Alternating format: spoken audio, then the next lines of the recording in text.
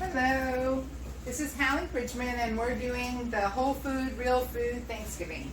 So what we're about to make is the wild rice that's going to go into our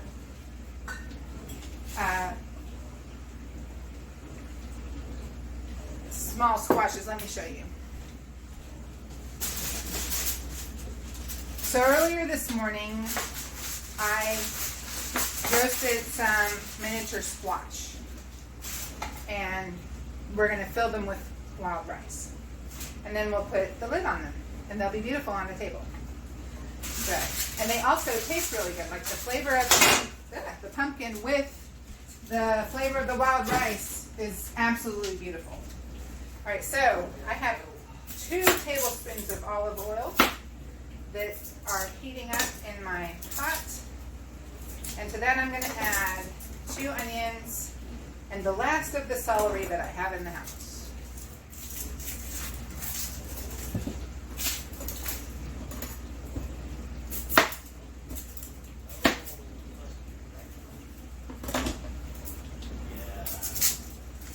Okay.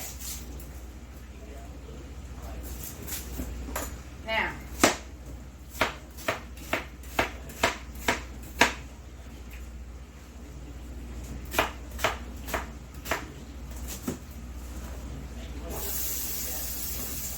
sizzle. I'm feeling fatigued. About half of this I wanted to record yesterday that I've done today, and I didn't have the time. There was a lot of different things that got in my way, and I ended up only doing like 1 or 2 things instead of like 5. And so I've done it all today on top of other things, and I have company that are like in town. My husband just got a phone call that will be here any minute, and more company coming for dinner in like 2 hours. And here we are. All right, onion is in the pot, and it's sizzling, and everything is happy. All right, we're going to do the celery. Ideally, you want 3 stalks. We're going to be happy with 2 and pieces, because I thought I had celery. And my husband's going to be annoyed when he hears me talk about this, because he asked me if I needed anything and I said no. So, alright, celery. Now you'll notice this is very similar to the ingredients that we put into the stuffing balls. And the reason is because it's very much the same flavor profile throughout the entire meal. Sage plays a very dominant, onion, celery, it's all very consistent throughout the meal. The things that will provide a break will be the green beans that we're going to make, which will be garlic and fresh green beans, or the cranberry sauce, which obviously is sweet instead of savory. And so, alright, we're going to give that about 5 minutes and let it just soften and get happy. Right now the pies are in the oven, and I'm going to actually toss these things into more stuff into the broth. Actually, I think I might have, no, I don't think I have too much onion in it.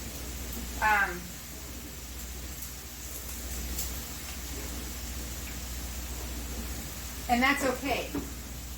The pies and the rice can go in together because the rice is going to be covered and the flavor won't affect. So, cutting board is out of the way. Don't need the knife. Let's wipe it down.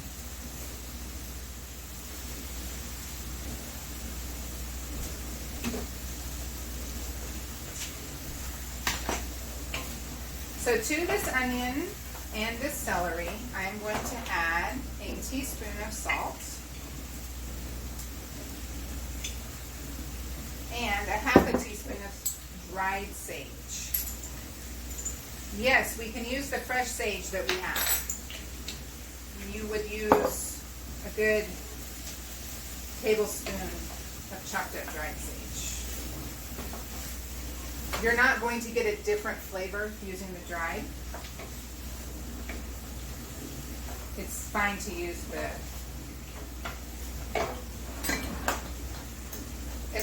drip. Okay, now this is a wild rice blend.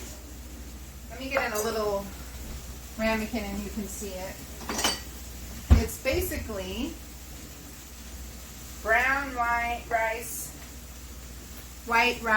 wild rice, and some grains.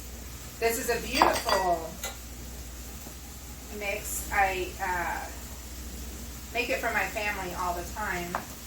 In fact, I keep it normally in a jar in my kitchen, like on my shelf over there, because we use it so often.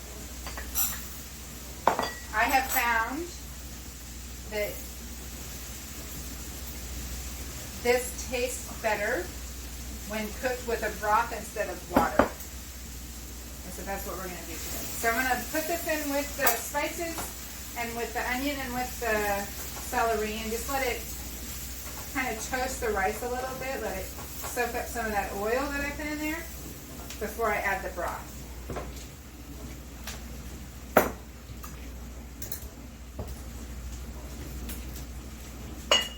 Now what this is a homemade chicken broth. Basically, I had a chicken carcass, and so to it I added, in a pan, I added pieces and parts of vegetables. Let me show you while we're waiting for that, for this rice to toast. So this is a bag of vegetables. It's carrot peelings, it's onion pieces, it's celery that was really limp and I didn't want to use it anymore. It's mixed vegetables, peas, carrots, green beans left over from dinner but not enough to keep. And when this bag is full, so I have maybe 2 or 3 more times of putting something in it, I will put it in a big pot with a chicken carcass or a turkey carcass or some soup bones for beef, and I will let it cook all day long. And then with some water, and then after several hours of letting all those veggies steep, I will can them, pressure cook them in jars, and then I have my own homemade broth. So downstairs on my shelf of mason jars, I have chicken broth, turkey broth, beef broth, and vegetable broth. When I have if I had 2 gallon bags of vegetables, I would do just veggies.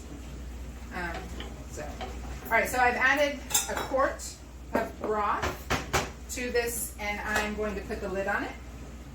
Actually, I'm going to let it come to a boil first.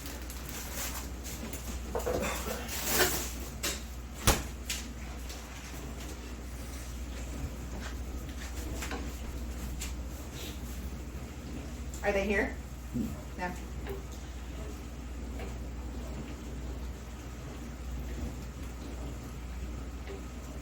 So this is going to come to a boil. I'm not going to make you wait because the watch pot never boils.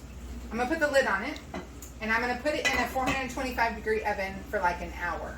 And then when it comes out, we're going to stuff those squashes.